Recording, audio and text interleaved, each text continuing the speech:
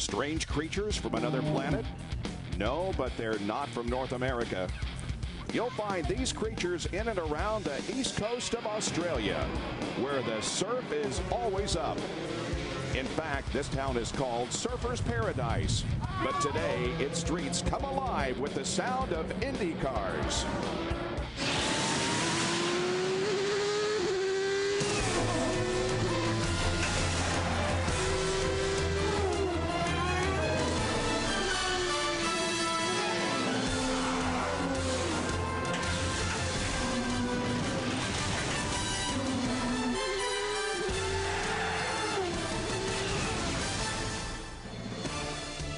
The sun is out. It's a beautiful day in the streets of Surfers Paradise as we get set for live coverage of the Gold Coast Indy 300 of Australia.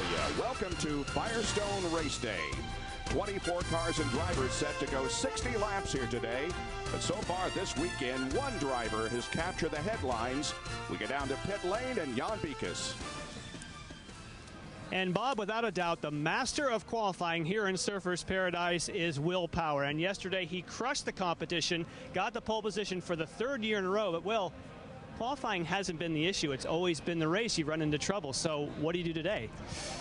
Honestly, the trouble we've had in the last couple of years has just been like little incidents that that you can't control. So I'm not going to do much different. I just I want to be there at the end. So that's the key. Non-championship race. Are you concerned that maybe some of your co-drivers, your fellow drivers, might get a bit wild? Yeah, I've got a few smart guys around me. I don't. These guys win championships. So I don't know. I guess it can be a lot more aggressive at the end of the race, but I'm hoping that I don't get myself into that situation. All right, have a great run. Thank you. And consider the pressure here for Will Power. He drives for Team Australia. He hails from Toowoomba, which is only a few kilometers from here. And no Australian has ever won this event. But Will did win on a similar street circuit in Long Beach earlier this year. Thanks for watching Firestone Race Day. When we come back, we'll be just a few moments away from the drop of the green flag and the start of the Gold Coast INDYCAR 300 of Australia. Welcome back to the Gold Coast INDYCAR 300 of Australia from the streets of Surfers Paradise. I'm Bob Jenkins along with Scott Goodyear here in the booth, and Jan Beekes is down below on pit lane. Well, it's been a while since the 2008 INDYCAR season concluded in dramatic style at Chicagoland Speedway. Today, we will crown a champion for the 2008 INDYCAR campaign. Scott Dixon will start on the front row. Elio Castro-Neves will start on the last row. Elio Castro-Neves started 28th, now working on Dixon for third. Elio Castro-Neves will be the leader. White flag is out. Dixon on the inside. Elio on the outside. Here they come to the line. Dixon is going to win it as Dixon wins the race and wraps up the 2008 championship. Oh my goodness. We're looking at the replay. Elio Castro-Neves, you are the winner of the race. No way. I gotta go and climb the fence. That was my hat. Hey, my hat, man. They got to switch hats. Oh, no, it's okay. I mean, this is the INDYCAR champion, so that's his. Scott Dixon is the winner of the 2008 INDYCAR Series title. And so there are no points available here today, but a lot of teams, of course, use this sort of as a training, if you will. And we even have some new driver-car combinations for this race, Scott. And it seemed it was going to be a very quiet, silly season, but it got started when Tony KANAAN started to look around, and he actually made the move to stay at AGR. And Dan Weldon certainly knew that he was going to be on his way out, so he took the opportunity to join Panther Racing. Dario Franchitti took Dan Weldon's seat over Target Chip Ganassi, and Vitor Mira, who got moved out of Panther, went ahead and joined AJ Foyt's team. The odd man out, Darren Manning. Cars rolling, as you can see. We're moments away from the drop of the green flag. Let's check in quickly before we go green with Jan. And Bob, out of that group of drivers that Scott just mentioned that has switched rides this weekend, think about Dario Franchitti. He has definitely been the beneficiary and done the best out of that group. He had to qualify in the rain, had very little time in the car, and said, I can't remember remember the last time I had to drive in the rain. Did a fantastic job, made the Firestone Fast 6. In fact, ended up qualifying in 4th spot. The team, the target team, thrilled the fact that Dario Franchitti has been so fast so soon. All right, and it's good to see, of course, the sunshine here. This race has been plagued with rain down through the years, but we're looking good here today. And, of course, it rained yesterday during qualifying. We have 6 onboard cameras to highlight our coverage of this race here at Surfers Paradise, including the now reigning champion of the IndyCar Series, Scott Dixon. DANICA Patrick was starting back in 23rd position after crashing during her qualifying effort yesterday. It's Power and Dixon on the front row for this race. Ryan Briscoe and Dario Franchitti will go from 3rd and 4th position, as we're on board now with Ryan Briscoe, who crashed in the morning warm-up, Scott, and damaged the front nose of his car. And a little bit of suspension damage. They did change a lot of things on the front of the car just out of precaution because he would not get a chance to test it again before taking the green flag. Just a beautiful sight here in Surfers Paradise. The fans really come out and support this event, and so do the businesses around this area. We'll show you the starting lineup at the top of your screen as we're just moments away now from the start of this race. Bob, this is one tremendous racetrack. It's one very fast racetrack, and all the drivers tell me they love it because of the speed. They know the danger factor that comes with this racetrack here because of the high speed, but a lot of them have said it feels like a Formula One event to them, probably because we're just halfway around the world from where we usually race in North America. 3 times this race has been won from the pole position. Nigel Mansell did it in '93, Jimmy Vasser in '96, then Franchitti in 1999. Can Will Power etch a victory here this afternoon? Justin Wilson will start at the rear of the pack, we understand, as the rest of the field now begins to align itself and get ready for the start. That's turn number 12. They now begin to move down the front stretch, accelerating toward the green flag. Looks like a very, very clean start. Power does indeed grab the lead from Dixon as they race down into a set of chicanes. Turn number 1. Let's see if everybody makes it through here. Looks like Franchitti cut the corner. And contact there between 2 cars. And a spin. That is Mario Marias in the 19 car. He makes a complete 360 and keeps going.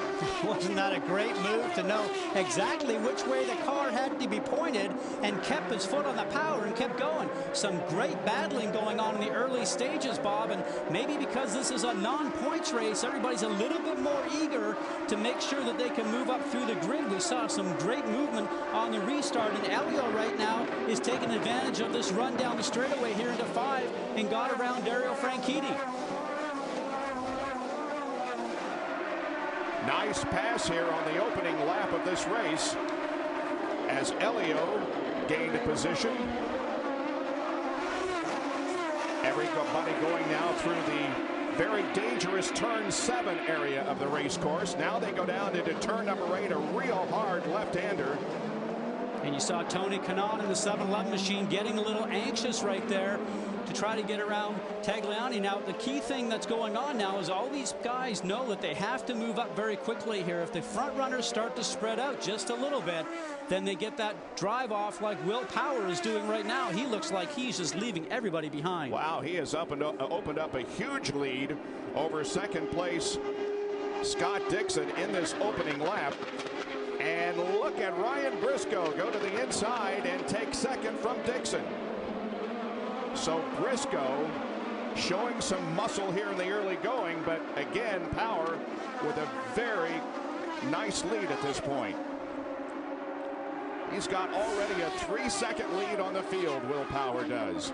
Now you saw Oriol Servia's car. It looks exactly like Will Power, so watch for that as we go through the afternoon. And here is the opening lap of the race, and you know, that scenario when the cars bypass that chicane, as long as they do not improve their position, then they are certainly allowed to go and do that. You can see Briscoe right now diving down on the inside, and very smart for all the drivers we saw going on the right-hand side there to then take the opportunity to just go straight. They don't want to have contact like we saw right there with the two cars moving around, and Mario Moraes, again, just an amazing job to have that car around in a 360 and continue on. And the car he had contact with was Vitor Meira there in the 14 machine for AJ Foyt Racing. Let's get out to Jan Beekes.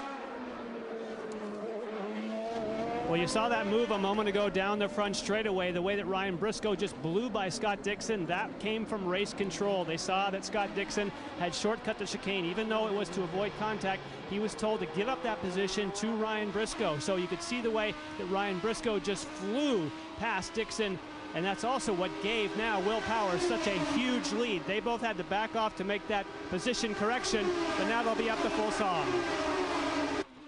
But the lead goes up to just over 4 seconds.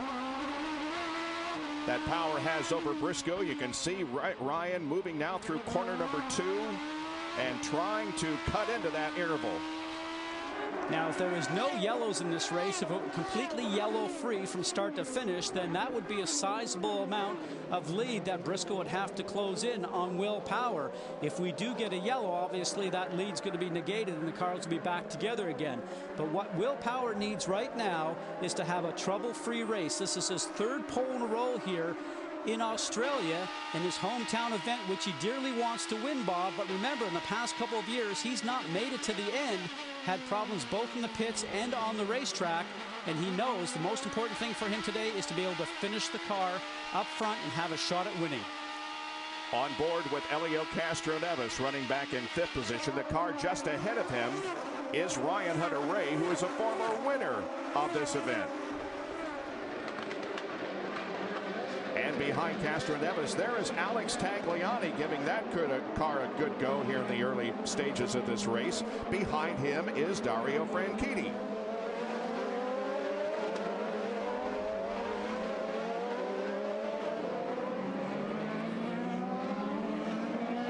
This is turn 11 and 12 coming onto the front stretch. You get this long run going down the pit lane up to 170 miles an hour in 6th gear, going down into turn 1, that chicane that we saw the trouble with at the opening lap. Taken in 2nd gear, you're down to 60 miles an hour from 170. Paddle shifters here in the steering wheel certainly help here. Back up through the gears up to 120 miles an hour down into turn 2, and squeezing back on the gas again up through the gearbox, 155 miles an hour going down here into turn 3. In both turns 3 and 4 are very slow comparative, only about 45 miles an hour. A huge bump here as you come out of 3 towards 4. You see the car in front sort of going around the bump. They know it's there. And this is a long straightaway that runs all the way down beside the sea. It's sort of cool. You know, the beach is on the right-hand side up to 6th gear and 165 miles an hour into turn 5. Very difficult turn. Watch them get down through the gears. A little banking here holds you in, and then you go over the crown of the road. The back end wants to come around on you, and now they come up to turn 7. They know this is the most dangerous part. All the drivers have said that. A very high-speed chicane, about 95 miles an hour. Looking at the wall in the last segment here, right towards the yellow banner. Back on the gas, Bob, and up to about another 150 miles an hour quickly between the tight section. There is Justin Wilson, who finds himself back in 16th position. What's going on there, Jan?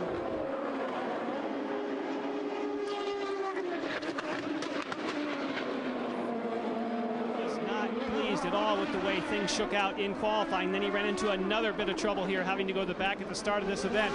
But Justin Wilson is definitely a driver that has a car that can run some of the fastest laps around here. So he, along, will be another person who is hoping for some caution to make it up. He's got speed, but definitely doesn't have track position at the moment. And of course, Vitor Meira is another one with a lot of distance to make up. He has already lost 2 laps after his opening lap contact with Mario Moraes. Ryan Briscoe is 3.8 seconds behind Will Power, who leads with 4 laps completed in Surfers Paradise.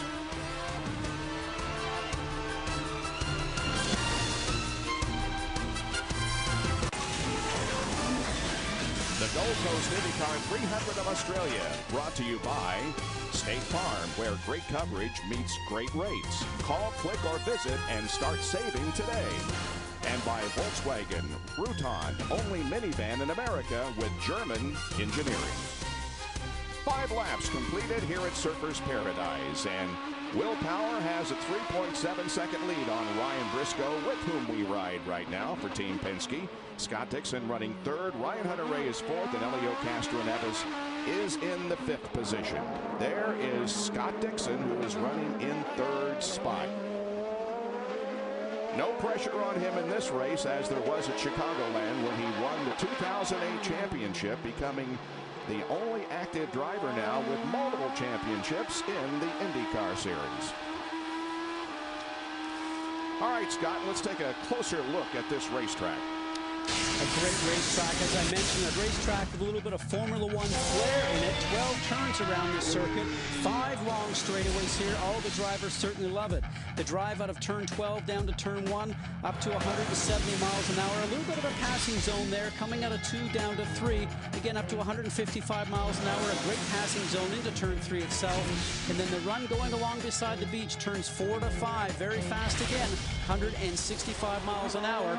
All those 3 turns important to get off to those long straightaways if you want to carry speed, to have a shot at drafting the car in front and popping on the inside going down to the turn.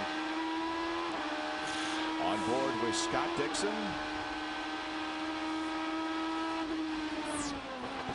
Currently running in 3rd position. This is turns 5 and 6. Now hard on the accelerator down to where, as Scott indicated, it a lot of the drivers saying is the most dangerous part of the racetrack. There is Justin Wilson, who is trying to move up through the pack after starting from the rear of the field. He's currently running in 14th position, trying to get 13th away from Marco Andretti. Down to Jan. And the problem for Justin Wilson at the start of the event was lack of shift pressure. He was not able to select any gears. He didn't have to start from the back. He ended up falling to the back after not having a great qualifying. Now he's starting to set up a move on Andretti. And he has got him. Nice move by Justin Wilson, moving him up to 13th position. Justin was second quick in the morning warm-up. Will Power was the fastest. Wilson, of course, won on a street circuit at Belle Isle in Detroit. Back on board with Ryan Briscoe.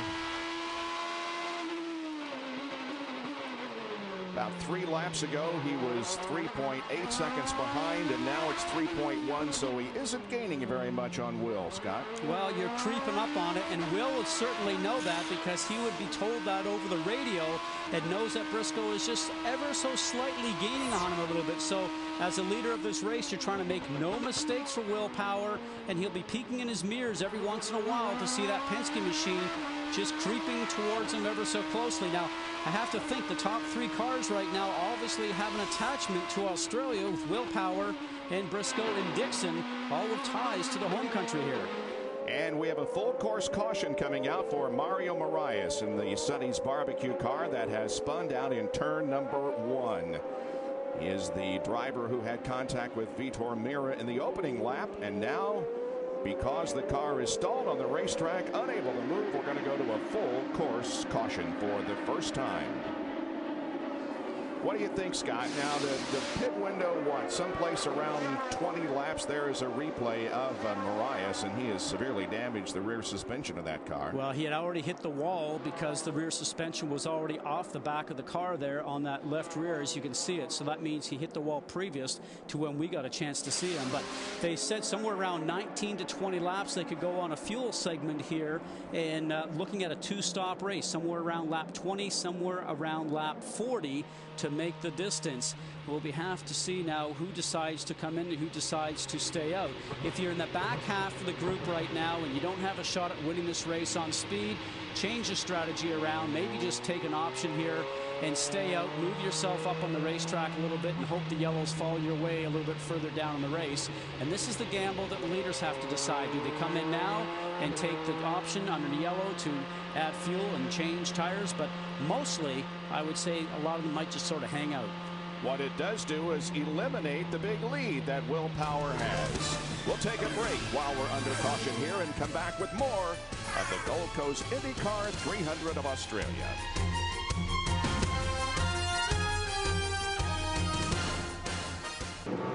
Back Back at Surfers Paradise for the IndyCar race, where we are under our first caution of the afternoon after 8 laps. Mario Moraes hitting the wall and stalling in turn number 1, bringing out the caution. And now we ask the question, will there be anyone, and if so, how many, take advantage of this caution period to come in for a pit stop?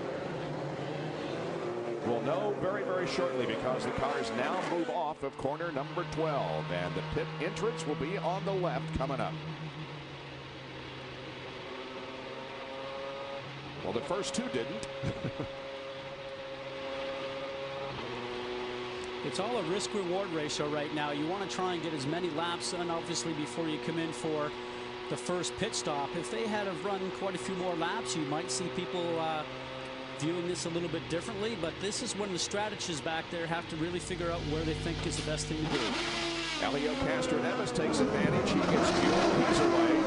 And Scott, I can tell you, that just about all of the leaders had their tires out and looked like they were going to stop, including that of Will Power. Will Power and his crew had the tires out. They had the guns ready. They made all the signals like they were going to pit, essentially trying to psych out the rest of the team, saying that the leader was going to pit. I thought, as well as you, Scott, thought it was too early for the leaders to pit. Those who are playing catch-up or want to get an alternate strategy did decide to take a duck on the pit road. Smart move, I think, by KV Racing Technology, not pitting at this time. Will Power. Well, it was interesting, Jan, because I was watching there, and with Ryan Briscoe, he was hanging back a little bit as Will Power looked like he was warming his tires up. And you know from driving also that if you're sort of weaving back and forth, you can sort of make that left and duck into the pits at the very last minute. I almost thought that Will Power would do that, and I think Briscoe was watching it. He sort of hesitated when they got close to pit entrance, and then opted just to sort of stay on track, obviously, following the leader. Here's the contact we saw earlier before, Bob, with Mario Moraes. Now, it gets all wrong on the entrance to the chicane, and he had it all crossed up. We saw this earlier in practice this morning, and if you take that incorrectly, it's like downhill skiing. If you don't get the first couple of poles right, you're in trouble in the third, and that's exactly what happened here. Mario's best finish of 2008 was on the road course at Watkins Glen, where he came in 7th position. On board with Danica Patrick, running back in the 20th position. And we should be going back to green flag racing here this time by. First of all, let's tell you a little bit about the NASCAR race coming up. Jimmy Johnson looks to score his 2nd straight victory and put some distance between himself and fellow championship contenders Greg Biffle, Jeff Burton, and Carl Edwards. The chase for the NASCAR Sprint Cup continues at Atlanta on ABC Sunday, and our coverage begins with NASCAR Countdown at 1 o'clock Eastern Time. In NASCAR activity today, Carl Edwards won in the Nationwide Series, and Ryan Newman, who was running in his very first NASCAR Craftsman Truck Series event, took the checkered flag first. This is interesting, Bob, because Will Power in the car up ahead is already on the gas like about 4 corners before the start-finish line. Caught Briscoe off guard. He was warming his tires up, and Will Power is long and gone. Green flag comes out on lap number 11.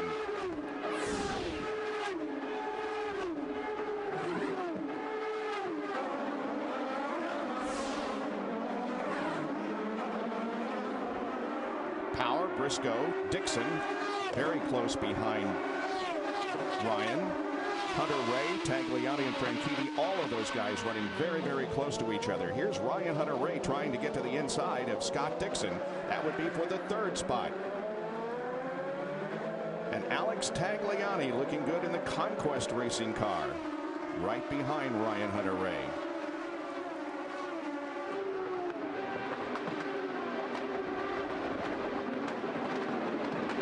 This is such a difficult racetrack because the crown in the road, because where we're located here in Surfers Paradise, just where the water runoff, and as these drivers are going around the racetrack, you're going up the crown over the center of the road and back down the other side, and so it makes it very difficult for traction around this racetrack, and also in the slow turn for power down.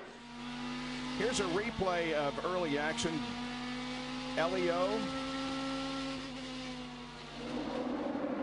Here's Danica Patrick's on board, and there is contact between Elio and Danica, and she's got a damaged left front wing.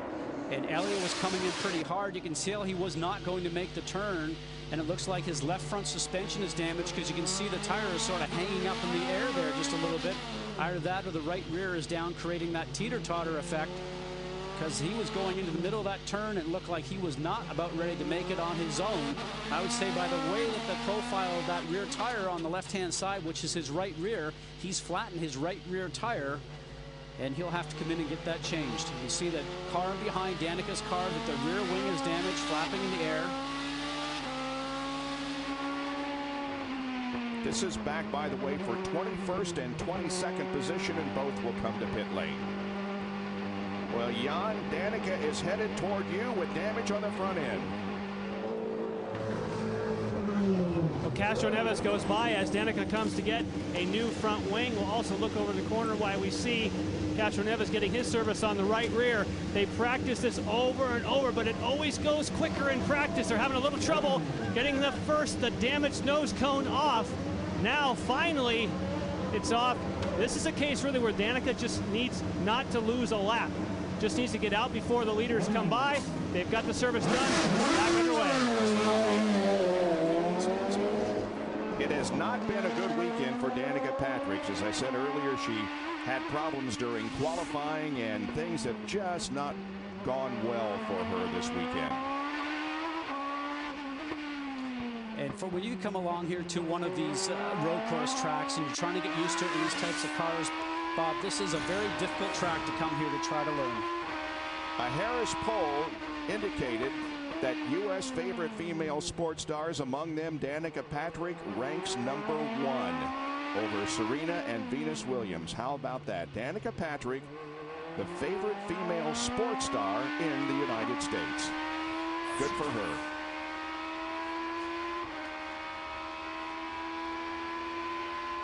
Mario Moraes crashed a few laps ago, apparently is out of this race. Here's Jan Bikus with Mario. And he's making his way, the pit walk that no one wants to make after you've had a problem on the course. What happened, Mario? Well, I don't know. In the first corner, I touched with Vitor, and then something on my front wing just broke and fell down in the middle of the corner. How are the track conditions up to this point? Oh, it's okay. It's not a problem. Sorry you're out early. Makes his way back to the huts where they have here. They don't have their transporters, but back behind the pits, each team has a little cabana, as they call it, where they meet with their engineers. So Moraes out of competition. We got a glimpse there of Tony KANAAN, who is running in 8th spot over the bumps. EJ Viso also having a good run here in the 33 car. He's running 7th, about 6 seconds behind the leader, Will Power. You know, Bob, one thing about this racetrack being the proximity of where it is, and because it's the last race of this season, even though being a non-points race, when you have a bad weekend here in Surfers Paradise, you have a long way to go back home, a long plane ride just to sort of think about how bad the weekend was. And then when you get back, you don't have a race the following weekend or even 2 weeks away from this one to sort of make it right again. This is the sort of memories you have to follow with all throughout the wintertime months before you get back in the car testing back January, February to get ready for the beginning of the season next March. Tough to do. 13 laps completed. We're on lap number 14 of the race. Brian Briscoe, 1.8 seconds behind the leader of the race, Will Power. We'll be right back.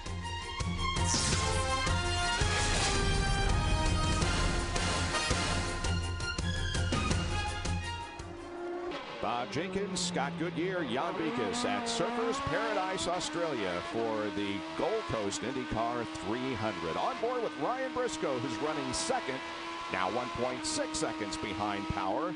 Cutting into the advantage just a little bit, but boy, Will has had him covered all race long so far. And as we look at today's ethanol edge, we will give that to Will Power.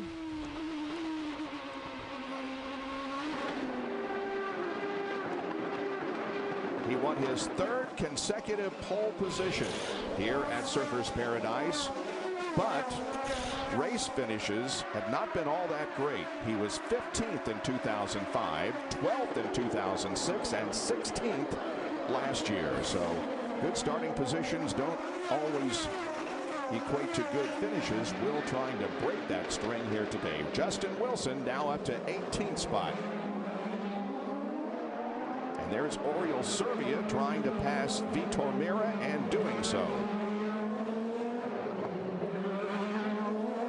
Remember, Vitor had that problem before, so he's just a little bit off a pace right now. All those other cars are just filing on by. Tough when you've had a problem and you're off pace, especially at the beginning of the race. It makes it for a long day in the cockpit, sitting behind that steering wheel. We're back here at 15th, 16th, and 17th position. Now on board with DANICA, who's running in 22nd spot. Negotiating her way around turn 5.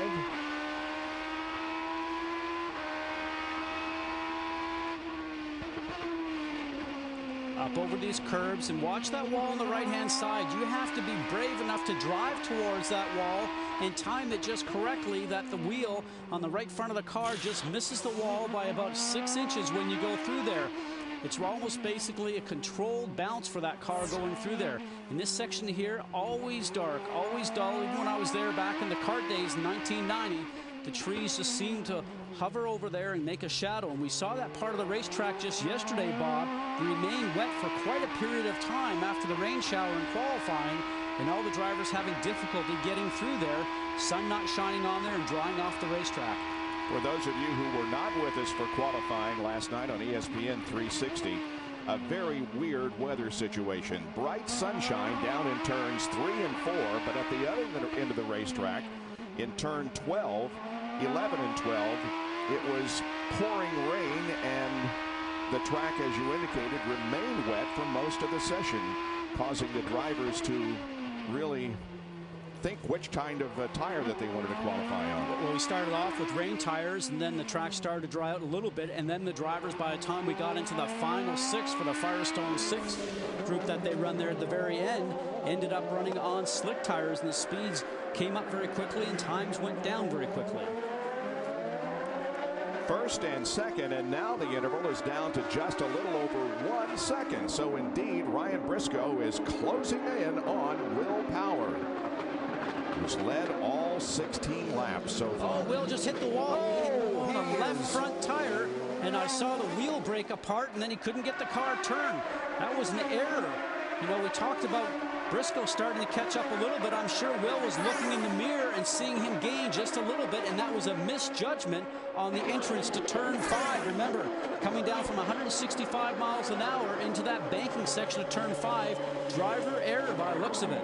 Can you believe it? Will Power had him covered in the early going. He has dominated in the practice and in qualifying as Helio Castroneves makes another pit stop. Now, as that wheel shattered apart there as he hit the wall coming through that turn 5 complex, there will be pieces of the wheel on the track. Now this, remember I mentioned a second ago, if you make a mistake, how difficult it is here to think about. You have to wait till next March to race again. Can you imagine how Will Power feels? Now here we go. Down through the gears, top gear down to second, turns in, watch that. Left front wheel just grazed the wall enough to break the wheel and take the tire pressure down. Here we go again.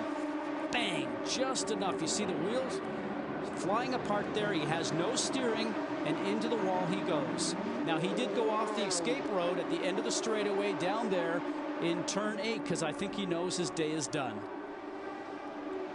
Wow, how about that? Will Power leading the race, has contact with the wall, and is going to be out of the event. We're on board now with the leader of the race, Ryan Briscoe. Is that maybe the pressure of running in your hometown race, Bob? Because Will Power, as you mentioned, from Toowoomba, Australia, and Ryan Briscoe from Sydney, Australia. And look at his viewpoint from Ryan Briscoe. He goes, wow, I can't believe it. Thank you very much. Jan Beekes down on pit lane. With Mark Johnson, and Mark, you're on the radio with Will. The whole race looked like it was in your exactly what you wanted, but then what happened? You know what, Jan? I don't know. He's not in a very talkative mood right now, but the replay just showed that he just clipped an inside wall with the left front and wrinkled up the suspension. So we're done for the day. Just too bad. He's had a great race going, doing a great job driving, hitting his marks, conserving fuel. I think we were, based on what we were hearing on the radio, we think we were further ahead on fuel than everybody else, and you know, just an unfortunate situation. Well, on the previous lap, the gap closed somewhat. Was he in some sort of trouble when that gap closed to Briscoe? No, not at all. We were actually just looking to try and save just a little bit of fuel to go an extra lap. And like I say, listening to the radio, it sounded like we had at least 2 laps on Hunter Ray, and we were really just trying to conserve fuel to get as far down the road as we can. So. Thank you. Another tough day for Will Power. Wow, 3 pole positions in a row and nothing to show for it in the race. Yeah, so this streak continues that we told you about, how Will has been able to qualify well, but when it comes to the races, his finishes have been very, very poor, and so it is again here this weekend. It's just been unfortunate incidents. Sebastian Bourdain took me out, and last year it was just in the pits, and that put us on the back foot. I had a broken front wing and bent suspension, and it is little things, little details that have cost us the race, and I mean little details like being let out in front of a car. You've got to have everything going right for you, and then the rest is, you know, having a good day and good luck.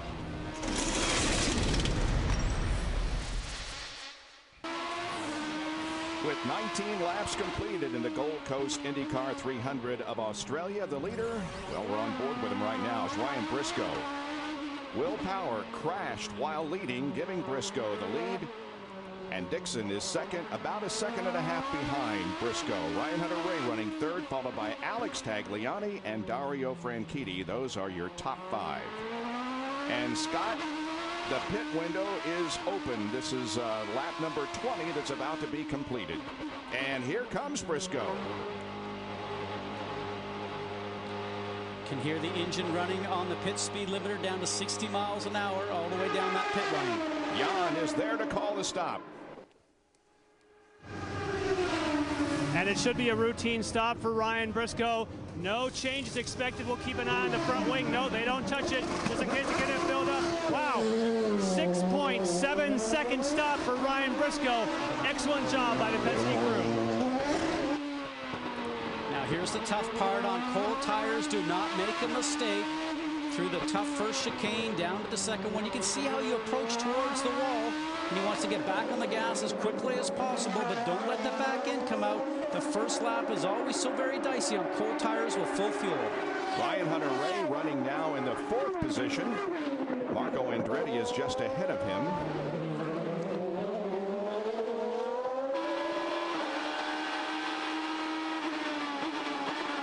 Now on board with Scott Dixon, who's the leader of the race since Ryan came in for the stop.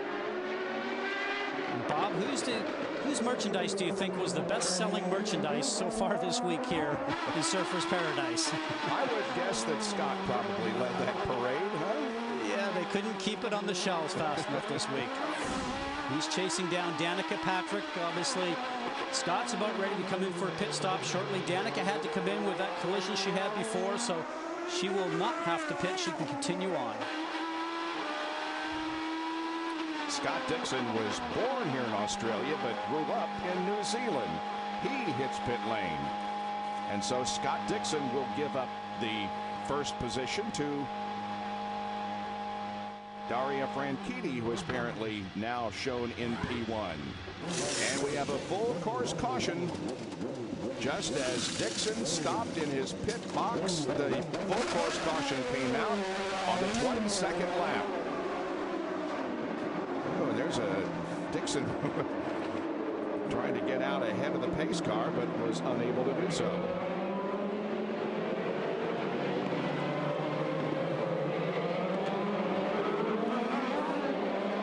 Not sure what has brought out this caution. Second full course caution of the day.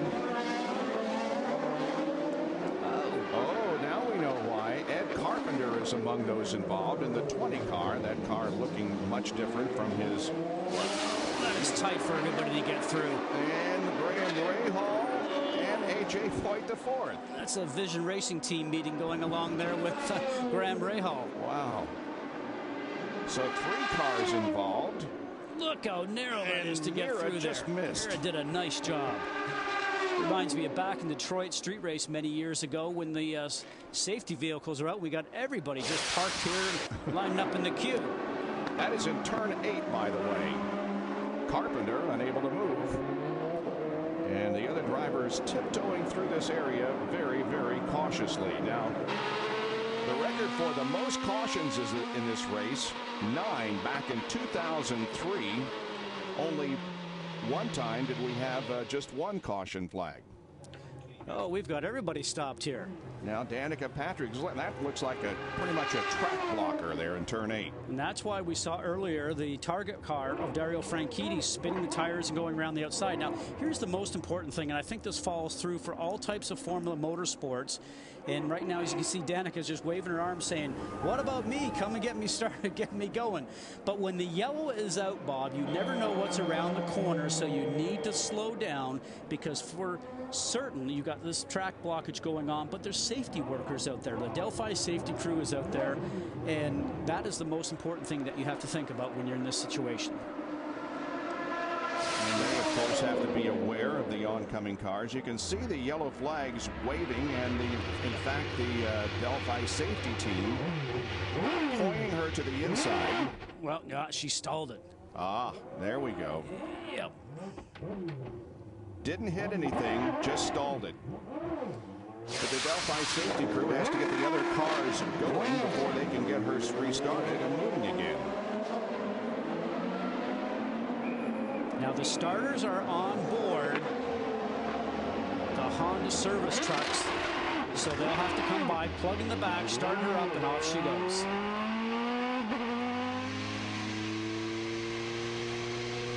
Dario Franchitti has not yet pitted, but he is shown as the leader of the race. Briscoe second, then Dixon. Alex Tagliani, a very, very good run for that driver. And Ryan Hunter-Ray that complete the top 5. I mentioned that the race here at Surfers Paradise has only been run caution-free 1 time. That was back in 1993. All right, stay with us for more coverage of the Gold Coast IndyCar 300.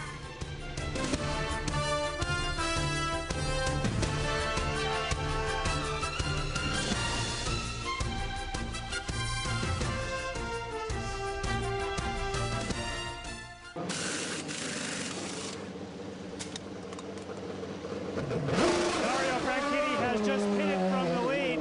Now, if this was an oval track race, you would say that Dario Franchitti caught a yellow just at the perfect time as lots of other cars take service on pit road. But for the Target Ganassi team, they were hoping it would have stayed green for Franchitti. Anytime you're in the lead and they close the pits and then you have to pit, you drop all the way back in the order and lose that track position. So unfortunately, some days you want to catch a yellow. For Dario Franchitti, he was hoping for green, and now he'll drop back into position. But obviously, he has more fuel to go later, and maybe it'll help and work in the reverse later on for Franchitti and Target 2. So Ryan Briscoe is shown as the leader here with Franchitti's pit stop. We'll take another break and be right back to Surfers Paradise.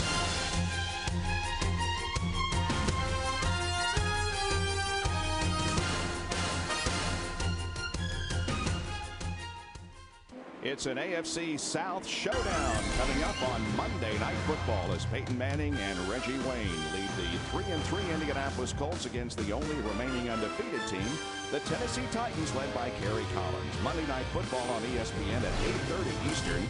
Coverage begins at 7 Eastern with Monday Night Countdown delivered by UPS. Some great overhead shots as the green flag comes out, and we are back to racing at Surfers Paradise. Briscoe, Dixon, Tagliani, Hunter-Ray, and Tony Kanaan are your top 5. Single file this time through turn number 1 and 2.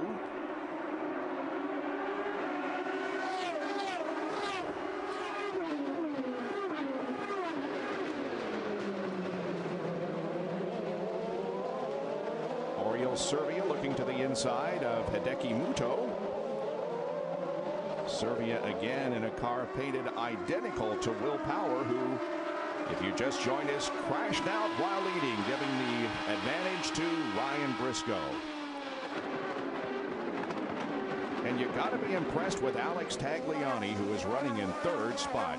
You know, he said he's always loved this racetrack, and I guess he loves the country too. He met his wife, Bronte, here back in 2001, and they've had a chance to hang out here and do a little bit of vacationing and visiting family at the same time. And he's a driver that has a lot of ability, a lot of talent, and has done a great job stepping in for Bernaldi, who had that ride earlier in the season, and he came aboard at Detroit, and the team loved him right away, brought a lot of information for setup, and made the cars going faster, and I think will help Jamie Kamara also improve as a driver.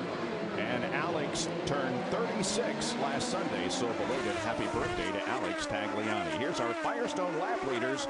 Will Powers led the most, but he's out of the race. Ryan Briscoe now adding to his total in front. There's Ryan Hunter-Reay shown in fourth spot right now. Alex Tagliani and Oriole Servia are the most experienced drivers on this racetrack, both beginning their 9th event here at Surfers Paradise. Tony Kanaan is right behind Ryan Hunter-Reay in 5th spot.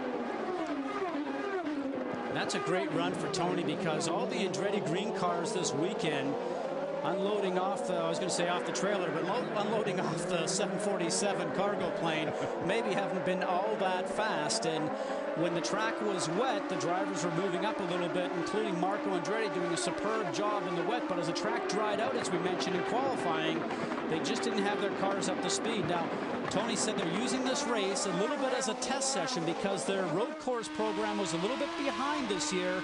So they're making bigger changes, trying to find out what they were missing this past season to better prepare them for next year. Ryan Briscoe looking back on second place. Scott Dixon. The advantage just a few car lengths, as we're more than a third of the way through this event. Laps clicking off quickly here. Ryan Briscoe loves coming here to Surfers Paradise, and he remembers doing so when he was growing up. You know, Australians in general are big, motor racing enthusiasts, and I remember when I was racing go-karts and growing up, I came up here to watch, kart cars race here, and remember watching Dario Franchitti even. So it's cool having him in the field. I feel like one of the big boys now. I think it's safe to say that Ryan Briscoe qualifies as one of the big boys, don't you? Yeah, one of the big boys. And he said, coming watching Dario Franchitti, I'm not sure Dario's going to like that. He's making him sound just a little on the old side. Well, another big boy all weekend has met with some unfortunate damage on the race car. Jan Beekes is with Will Power. And Will, we talked about it before the race, about little things that have gone wrong in the race. You had the fastest car. What happened? Oh, I just clipped that inside wall, and it just a very bad mistake. Very unfortunate. Did it have anything to do with Ryan Briscoe closing in and you keeping an eye on the gap? No, actually, I was saving a lot of fuel.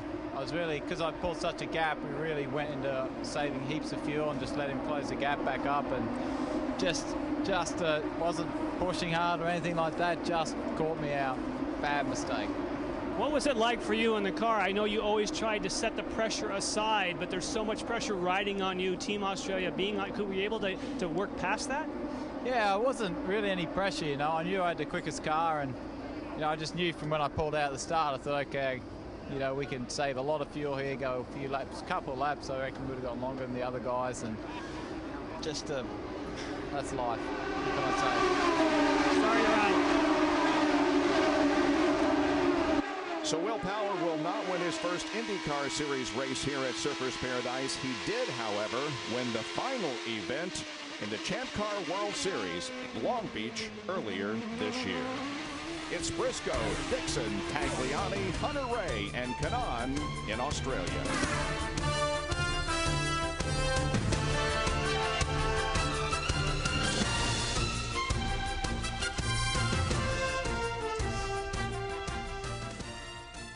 watching the Gold Coast IndyCar 300 of Australia. I'm Bob Jenkins along with Scott Goodyear in the booth, and Jan Beek is down on pit lane. Ryan Briscoe is the leader of the race by just a couple of car lengths over Scott Dixon. Alex Tagliani is third, followed by Ryan Hunter-Reay and Tony Kanaan, your top five. Will Power was the pole sitter in this race, but he crashed out a few laps ago. The chase for the NASCAR Sprint Cup continues at Atlanta on ABC Sunday. And Jimmy Johnson win his third straight championship, something that hasn't been done since 77, 78, and 79 by Cale Yarborough. Coverage begins with NASCAR Countdown at 1 o'clock Eastern Time. And we understand that Dario Franchitti has encountered a problem on the racetrack. There he is. Car stopped, and that is in turns 5 and 6. And we go to our second full course caution of the day. You know, it's funny because it was Franchitti that needed the full course caution to pack that whole field back up again. Up over the curbing with the right side of the car, upsetting the balance of it. And the back end then comes around because you turn the wheel to miss the wall, which you've miscued on the center of the turn there. And so he now finds himself the cause of the yellow, when earlier he was just thinking, if I can get another yellow here to grit this whole pack together, it gives me an option to move back up. We watched Ryan Hunter-Reay go over the bumps in that area during the weekend and clip the tires, which are encased in steel or some kind of metal product. Yeah, just the metal around 3 tires to hold them together. When you walk out there, you can see that when you're going around the racetrack. Now, that's a very difficult turn because it's very fast on the entrance, has some banking coming off the straightaway into the left hand, and then that right-hander is very difficult.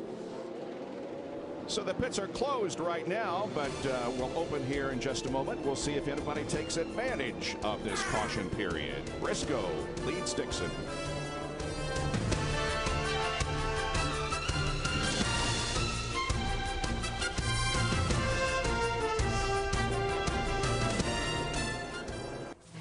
Still under caution in the streets of Surfers Paradise. We're located southeast of Brisbane in Surfers Paradise, Australia.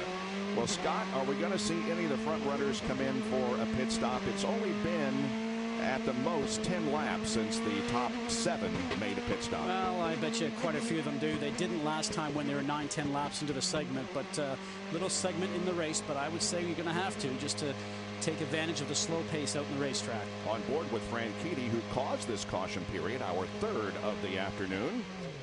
And we see Dario arriving in his pit box to get service from the Target Chip Ganassi crew. Dario returning to the IndyCars after some races in the NASCAR Sprint Cup Series. Gets out.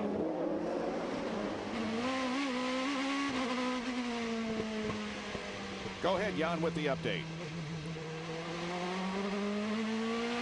Sorry about that, Bob. With the delay, sometimes we end up stepping on each other, but I can tell you that, Scott, they have been trying to psych everybody out here on pit road, and a lot of the leaders, again, put the tires out. But now that the track is starting to rubber in, I don't think 9 laps into a segment the leaders are going to go for that. They found out what happened to leaders in the future. And remember that saying, yellow breeds yellow. And so oftentimes when you start getting yellows, more are to come. And if you only pitted 9 laps to go, I don't think you take the risk. You want to take later in the order so you can get to the end. For Dario Franchitti, obviously he already lost all his time on the racetrack, just came and got tires. A couple other people on pit road, but all near the back of the pack.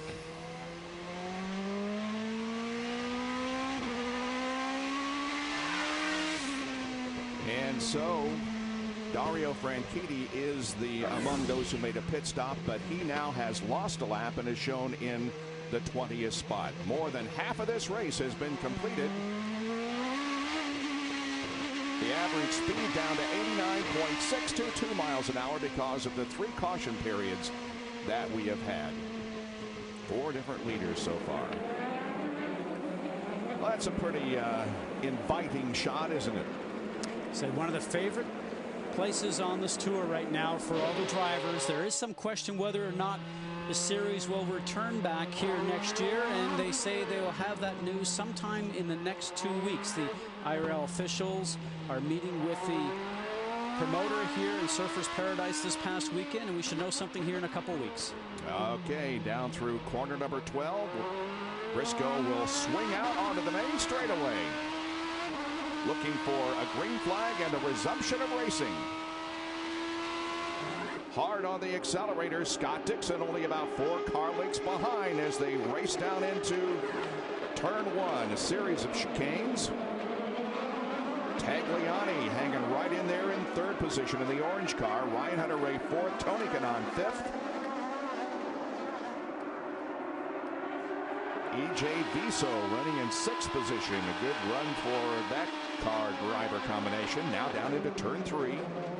There's Ryan Hunter-Reay, one of the former winners of this race. Every time we have a restart, Ryan Hunter-Reay is very strong. His car works very well right away after the restart. Able to drive it when it's got cold tires. Always seems to be pushing the car in front.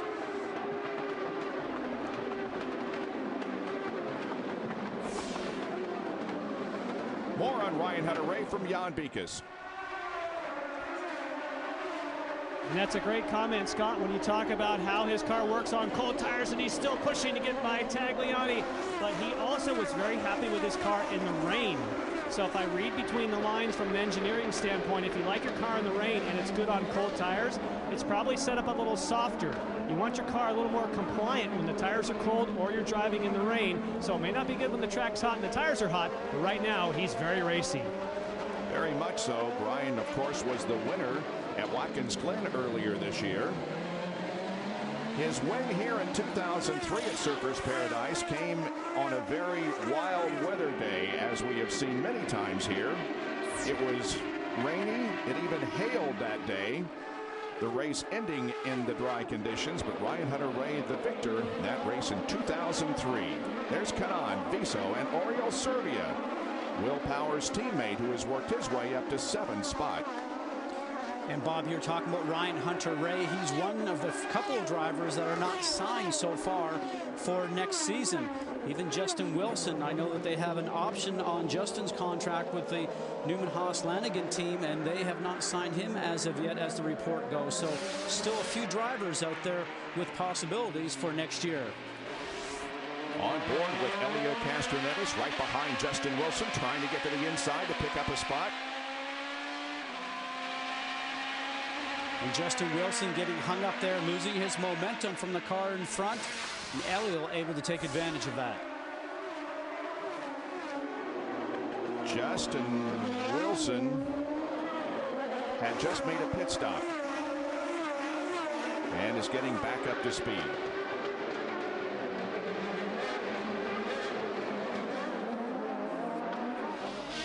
Elio Castroneves being shown now in the 8th position.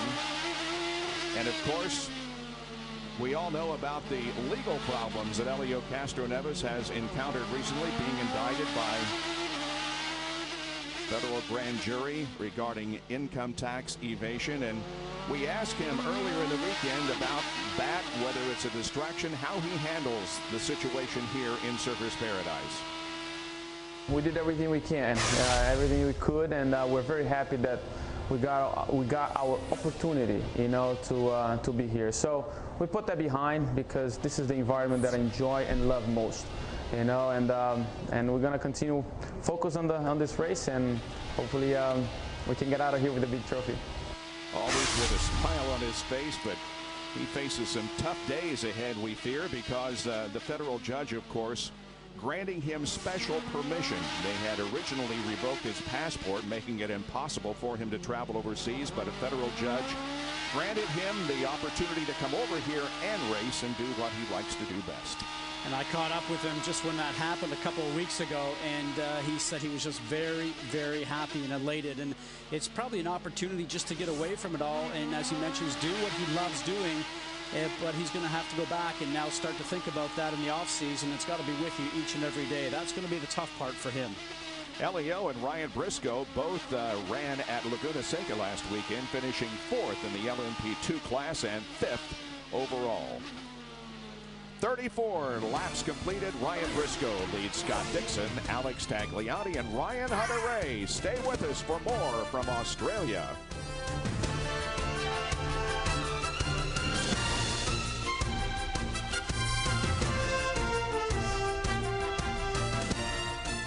Back in Surfers Paradise, where a tough day has just ended for Tony Kanaan. Climbs from the car, right rear suspension damage.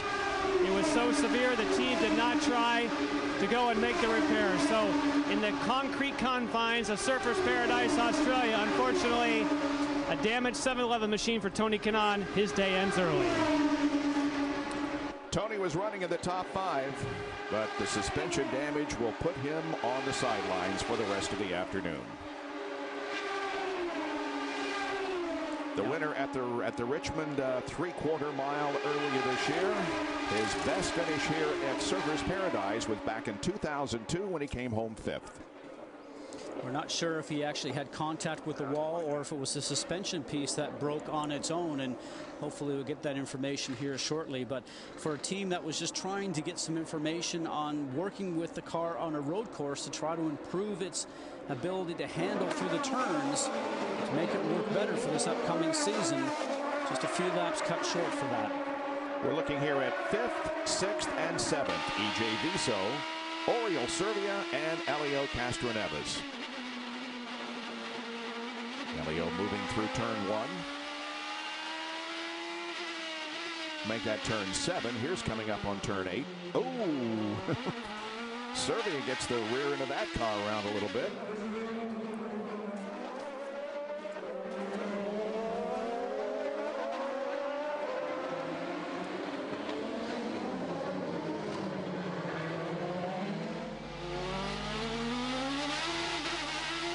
Down to Jan Bikas, who is standing by with Tony Kanaan.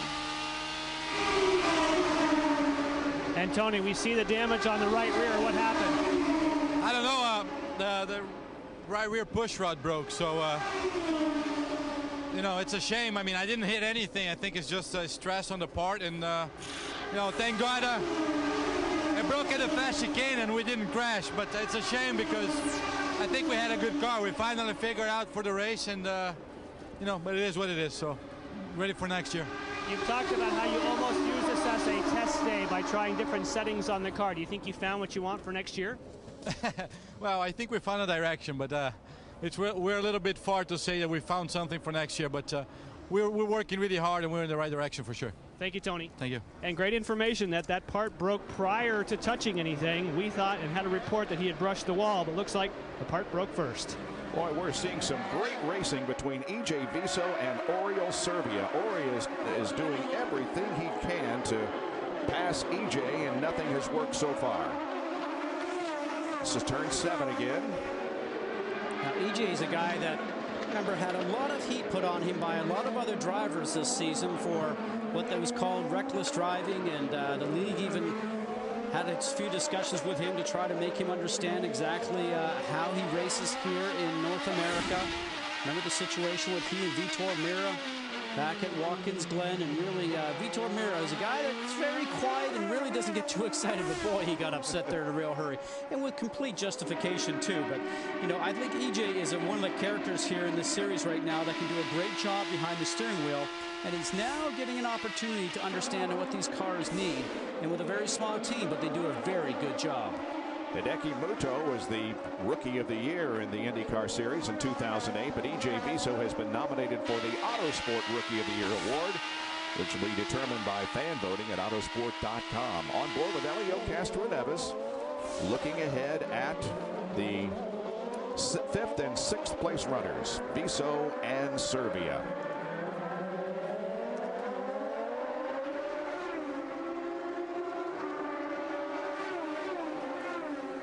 All right, let's now turn our attention for the GoDaddy.com trivia question for this event.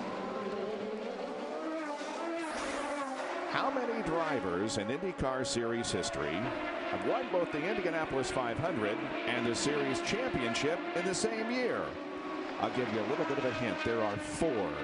Think about it in the next few minutes, and we'll give you the answer when we come back with more racing from the Gold Coast IndyCar 300 of Australia.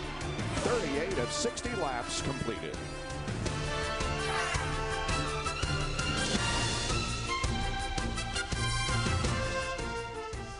Welcome back to Surfers Paradise Australia as the leader Briscoe comes in. making his pit stop here. Jan Beekes will watch the action in the Penske pit. And for Ryan Briscoe, he's not expecting any changes. And Scott Dixon is pitting just ahead of him. So it's a battle between the two crews. Penske versus Ganassi. Of course, we see that Briscoe gets out first. We're trying to get also Scott Dixon underway as well. What a great battle on pit road so far. The lead stays, not the lead, but the lead off of pit road for pit stops goes to Briscoe. Beat Scott out by a couple of car lengths, and Alex Tagliani has taken the lead in the Gold Coast IndyCar 300. Tagliani leading over Ryan Hunter-Reay. I think Dixon had a bit of a delay because when the Penske car went past him, Briscoe had not too much of a lead, but it looked like Dixon just had a bit of a bobble on the way out, and that, I think, is why we got a bit more of a gap than they had coming in. There's first and second now. Tagliani in the orange car and Ryan Hunter-Reay right behind him. These guys will need pit stops before too much longer. It's been 19 laps since Tagliani and Hunter-Reay had pit stops. Everybody is good to go now for those that are coming in. And by the way, while we were in break, Elio Castroneves and Marco Andretti made pit stops. Guys that are pitting right now are good to go for the rest of the race. When will Tagliani come in now? He will not. He will stay out, and so will Ryan Hunter-Reay. What both these drivers are trying to do, and especially for Alex Tagliani, is to drive as hard as he possibly can to try to stretch a little bit of a lead over Ryan Hunter-Reay. So when they come into the pit lane, he hopes that he can leave ahead of Ryan Hunter-Reay, but also to try to get a bit of a gap behind the cars that have already pitted, for instance, like Briscoe and Dixon. Remember, these two drivers are still on warm tires. The drivers leaving the pit lane are on cool tires. But then again, Dixon and Briscoe, two very good drivers that get back up to speed in a very short amount of time after pit stop. And look at the sliding around by Ryan Hunter-Reay going through the chicane.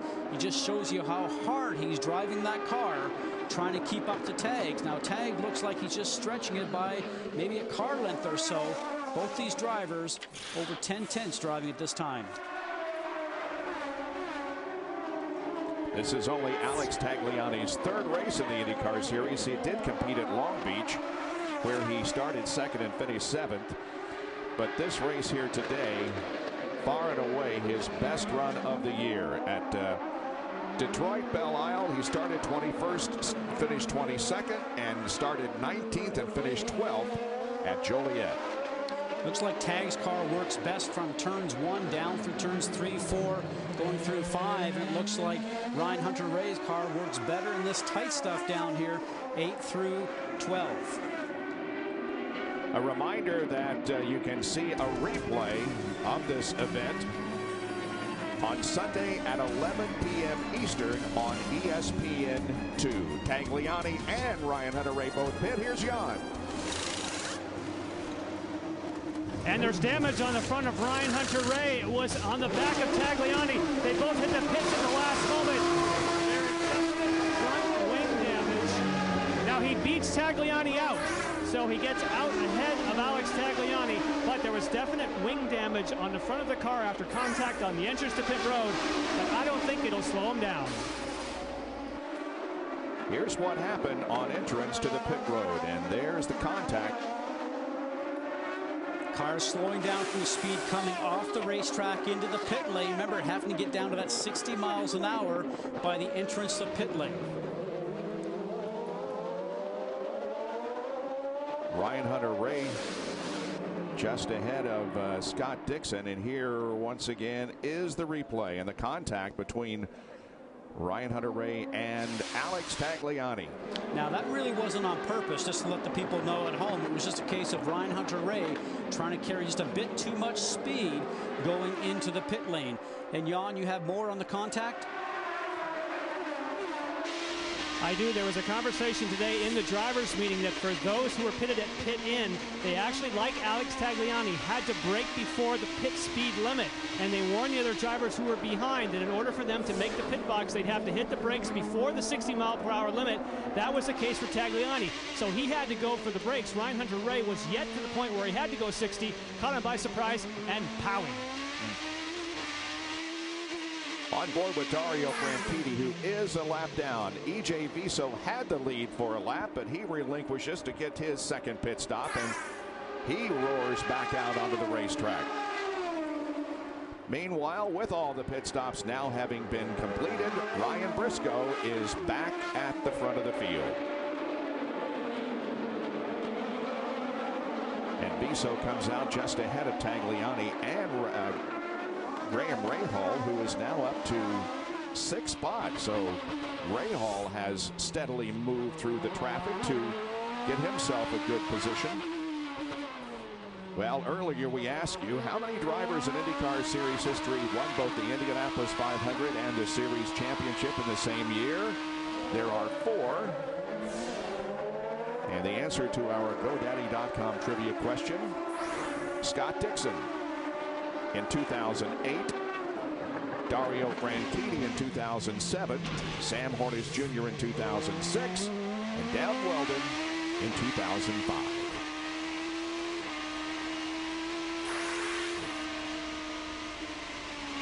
Some great battling going on here right now. Franchitti trying to get past Ryan Hunter-Reay. Ryan Hunter-Reay is in 3rd spot. And for Franchitti, he is a lap down, so he's just trying to get himself further towards the front. That was a pass for position. Tagliani going around Viso, and Tagliani is up to 4th, Viso 5th. Oh, I guess it was not a pass for position.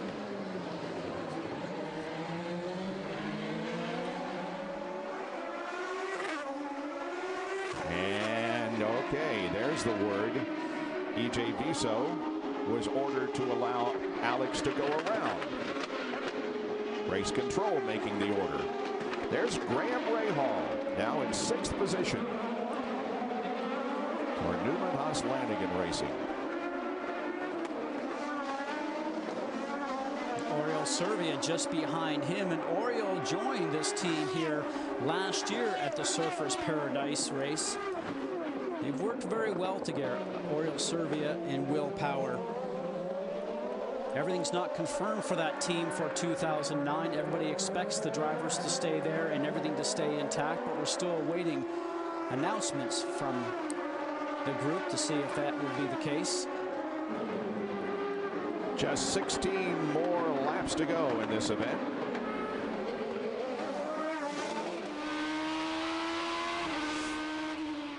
This is Ryan Briscoe.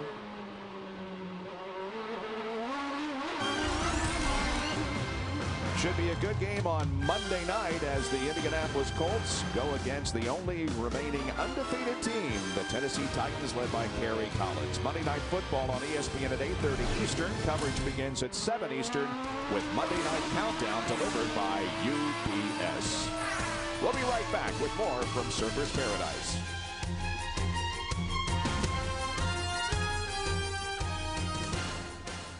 Welcome back to our coverage of the Gold Coast IndyCar 300 of Australia from the streets of Surfers Paradise. I'm Bob Jenkins along with Scott Goodyear. Jan Beekes is down on pit lane. The leader of the race is Ryan Briscoe by about 1.1 seconds over Scott Dixon. Ryan Hunter-Reay is 3rd, followed by Alex Tagliani and E.J. Viso. Jan Beekes reports from pit road. And the report for Ryan Briscoe after that last pit stop, they radioed to Ryan and said, Ryan, it's all up to you. And with all the talk about Team Australia and never an Australian winning this race, don't forget he's not from Toowoomba like Will Power, but Ryan Briscoe hails from Sydney, Australia, so he has a shot. Not that we want to throw the drinks at him, but certainly he does have a shot at being the first Australian to win this Gold Coast event. Right now they say, you've got enough fuel, you can do whatever you want. It's all up to you. Sydney about 600 miles from Surfers Paradise. He won 3 national karting championships in Australia, then moved to Europe when he was 15. And Ryan Briscoe comes here this weekend. How about the stress level, Ryan? Are you just here for a test, here to have fun? What's your mindset? Didn't change a whole lot. I mean, for sure we're not focused on, points so much, but it almost feels like we're kicking off a new season again. We've had a couple of months away, and here we are back. Everyone's here, and you got some driver swaps with new teams, as it will be next year. So it almost feels like first round of the 09 championship. But in saying that, it's not. But I think a lot of us are going to be using it as a test session, going into 09. Just a little more than 12 laps to go for Ryan Briscoe. While we were away, Graham Rahal relinquished his top 6 position for his final pit stop. He dropped back to 10th. And there's Scott Dixon, the champion for the 2008 season, running in 2nd position. And then back to Ryan Hunter-Reay and Alex Tagliani.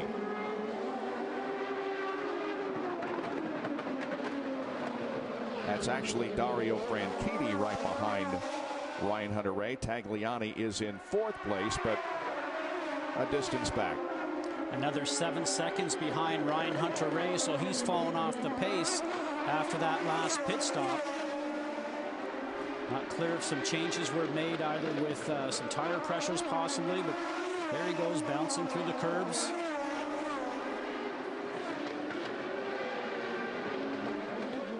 We mentioned that Graham Rahal running in 10th position now for Newman Haas Lanigan Racing. That team has recorded more victories here than anyone else, with Nigel Mansell in 93, Tracy in 95, D'Amata in 01, Junqueira in 04, and Sebastian Bourdais in both 2005 and 2007. And of course, racing lost one of its greatest ambassadors recently. Hollywood lost one of its greatest entertainers.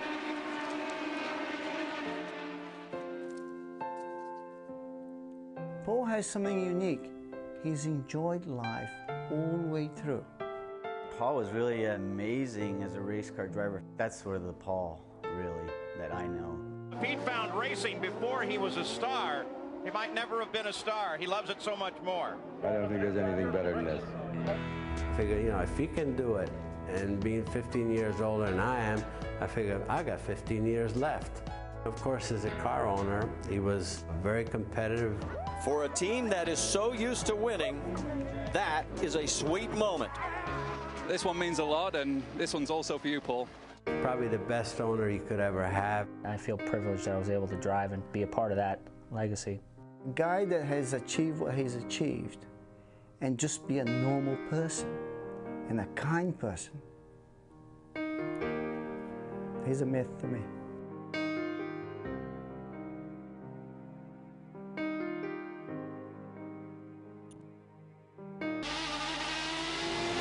Tomorrow, the chase for the NASCAR Sprint Cup continues at Atlanta on ABC. Coverage begins with NASCAR Countdown at 1 o'clock Eastern. Jimmy Johnson, looking to score his 2nd straight victory, put some distance between himself and his other challengers.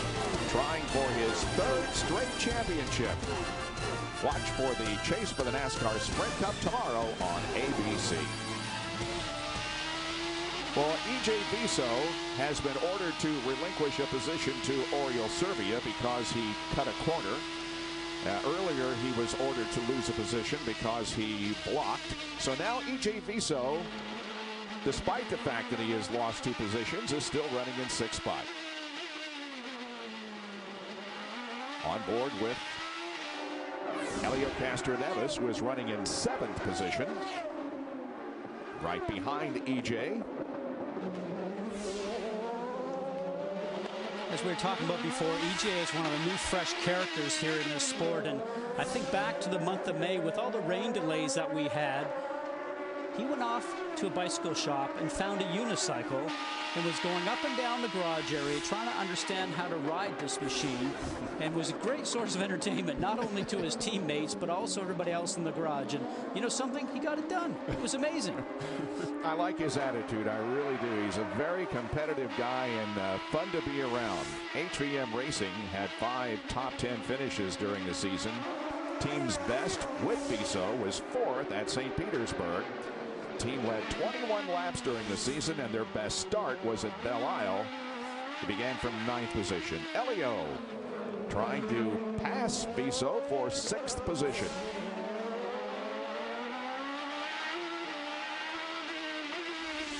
Just 10 more laps to go. Our Firestone lap leader summary shows that Ryan Briscoe now has led the most laps and will walk off with the honor in that category because Will Power, of course, is out of competition. And there is Ryan with about a 2.3 second advantage on Scott Dixon. Now, if this was a points-paying race, which we described before, it is not, but you get a couple of points for leading the most laps in an event, which would go to Ryan in that scenario, but not here this weekend. But most importantly for Ryan Briscoe, born and raised in Australia, has said he didn't get a chance to do much racing here past his go-karting days, and this would be something that he would cherish, and it would be a nice memento for him to finish off the season here. First season joining Penske Racing on the IndyCar side, and take that trophy and put it in his mantelpiece. And we ask him about his stress level coming into this weekend racing. It's fun, you know, especially for me. It gives me kind of a cheap ticket to go home. You know, it's so close to New Zealand, and the team pays for it, so that's always a bonus. But you know, I think for us in our situation and teaming up with Dario for the 09 season, it gives us a bit of an insight to what we can expect. You know, how to work together. You know, the different driving styles. It's almost a bit of a prelim. So it's the same for some other teams out there. It was, you know, tough losing Dan. He definitely helped me a lot in winning those championships, or you know, the championship run that we had in 07. But I'm definitely looking forward to it. It's going to be a hell of a year.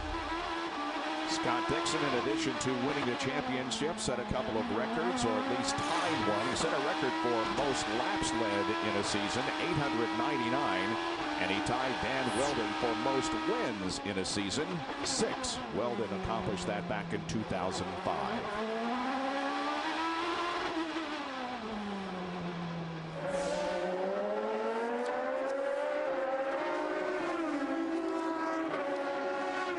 Just 9 more laps to go in this one. Been watching Dixon, he's not really been able to make an impression on Briscoe. Briscoe seems to run continuous, quick laps and not make a mistake. That's going to be the key to get towards the end. Vitor Meira comes back from a visit to pit lane. Meira got into contact early in the race and has been slow to gain back the positions.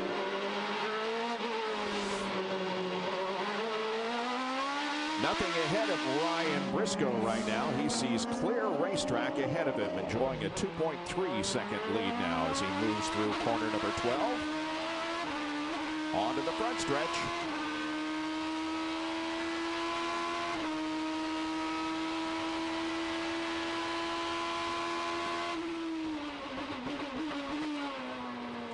Right now we have 15 cars on the lead lap. The last car on the same lap is Bruno Junqueira. Should be a good game on Monday night. Tune in to see the Indianapolis Colts take on the undefeated Tennessee Titans. Monday Night Football on ESPN is at 8:30 Eastern with coverage beginning at 7 Eastern with Monday Night Countdown delivered by UPS. Stay with us. We'll be right back.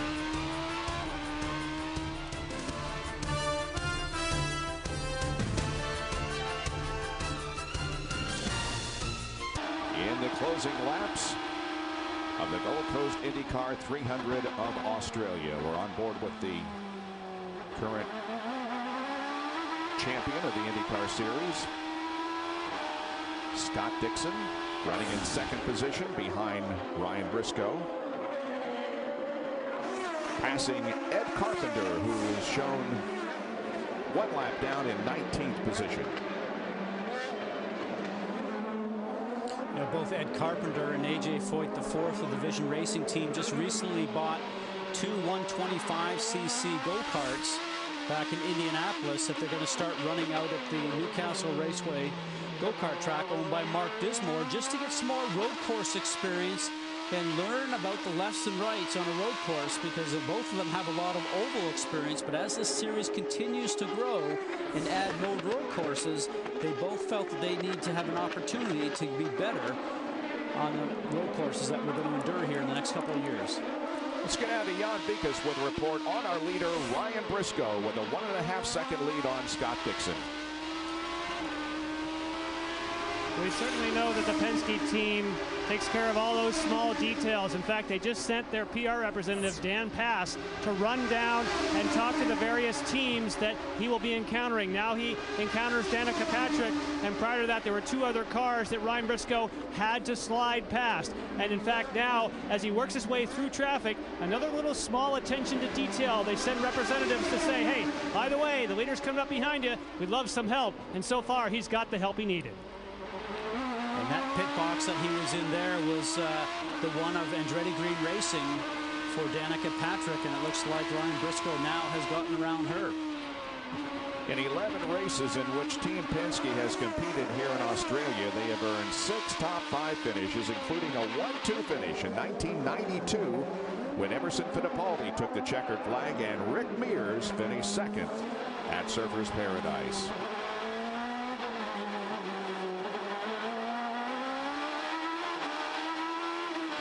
This race is far from over because Scott Dixon is only a few car lengths behind, and we still have 5 laps to go. And just the smallest mistake up front by Ryan Briscoe could cause a problem. Now you can see how the Penske car seems to pull away in the straightaway. Maybe it has a little less downforce on it than the Target Chip Ganassi machine of Scott Dixon, because he seemed like he got out of the last turn very well and was able to pull away just a small amount down that fast straightaway going into turn 1, which is 170 miles an hour. We'll have to see if Dixon has just a little bit more grip, maybe a bit more downforce on his car in the tight and twisty section, which is back here in the back section. More from Jan Bikas. And Scott, you're exactly correct. I always take a look at the downforce levels of the cars on the grid, and the Penske cars both were running less downforce today than the Target Ganassi machines. In fact, Castro Neves really took a lot of wing out, and halfway I would say is Ryan Briscoe, but definitely you hit it right, the nail on the head, is that Scott Dixon running more downforce at the moment, and typically at the end of the race you want less downforce for straightaway speed, but when you get in traffic, Scott, you know that's when downforce is your friend. Absolutely, and that's exactly what he's going to try and take advantage of, Jan. And he sees the odd occasional car up front with traffic, and you know from your days behind the wheel, that's when you hope the guy up in front just has that moment of indecision. So you, as Scott Dixon, could take advantage of that. Less than 5 laps to go in this one as Scott Dixon hunts down Ryan Briscoe for the honors in the Gold Coast IndyCar 300 at Surfers Paradise. Stay with us. Back for the finish in a moment.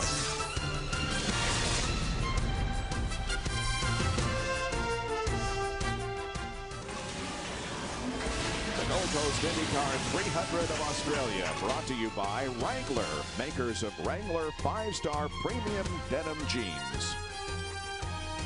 Those helicopters have been buzzing around the city all week, and they're really cool. As you can see, that thing was going backwards.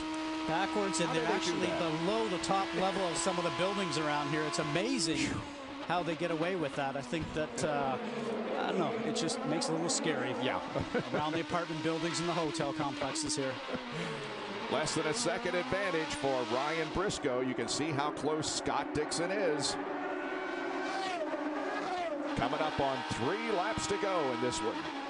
I don't think Dixon's got anything for Briscoe, Bob, because if he did, he'd be putting the nose of his race car on the back gearbox of the Penske machine up above. And looks like Briscoe's going to have to make some type of a mistake or catch traffic to allow Dixon to have a shot out of it. But coming at each of those slow turns, going down these long straightaways, of which there's 5 here at the track in Australia.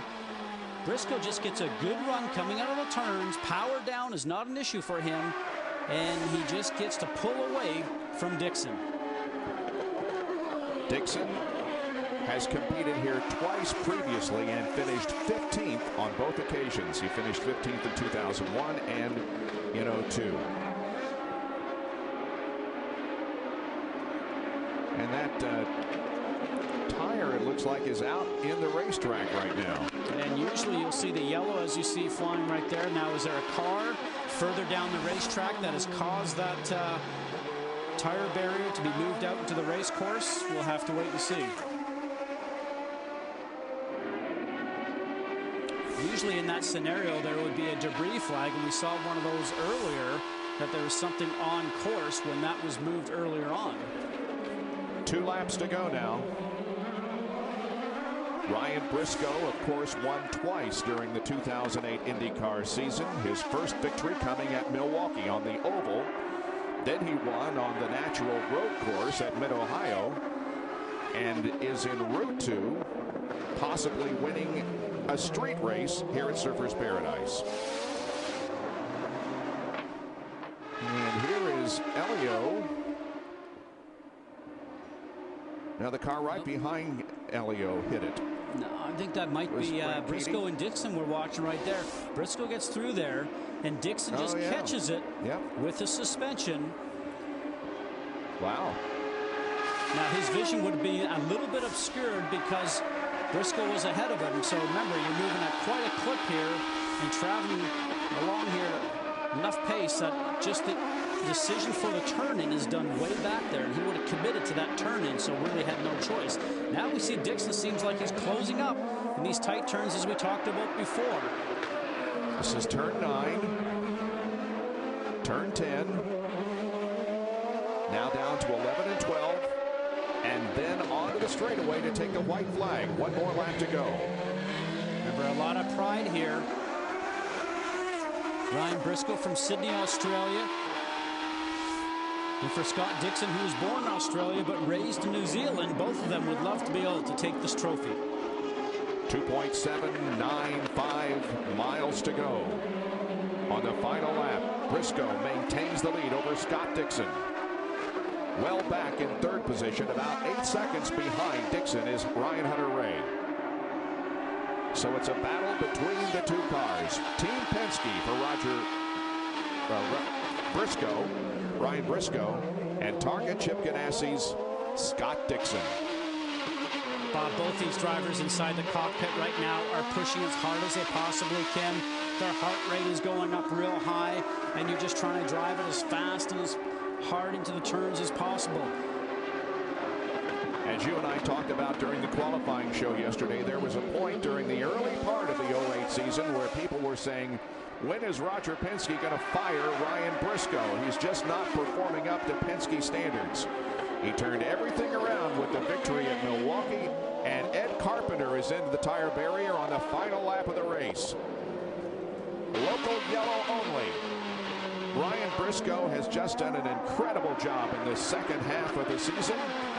But now Ryan Briscoe is trying to fight off the challenge of Scott Dixon on the final lap of the race.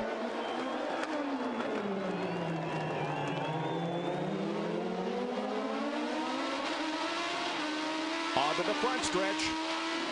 He can see the checkers. And there it is. Ryan Briscoe wins at Surfers Paradise, Australia. Scott Dixon finishing a half-second behind.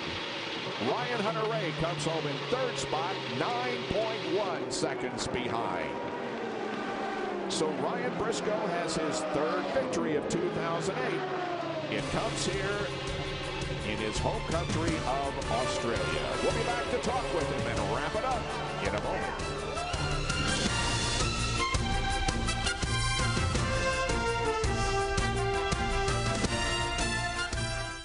All the smoke is from the donuts that Ryan Briscoe has just done in turn 7. He wins the Gold Coast IndyCar 300 of Australia here in Surfers Paradise. Ryan Briscoe headed to victory lane. Ryan Briscoe started this race in 3rd position, led the most laps, took over the lead initially when Will Power crashed while leading. Here's the rundown. Scott Dixon finishes 2nd. Ryan Hunter-Reay is 3rd. Alex Tagliani has a 4th place finish, and Oriol Serbia, Will Power's teammate, finishes in 5th spot as Briscoe does more donuts before reaching victory lane.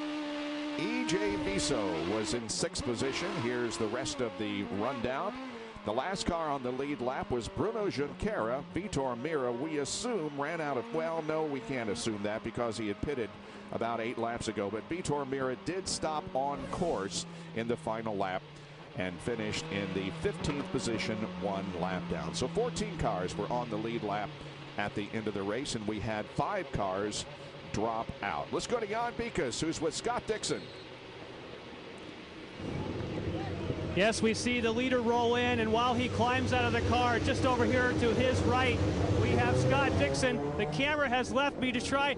It's a bit like Australian rules football. We wanted to get a quick word there with Scott Dixon, but if you don't get your spot for the leader when the first Australian ever wins on the Gold Coast, you've got to make your move, and we're trying to get in to get a quick word with him. But what a fantastic day for Team Penske, for Ryan Briscoe.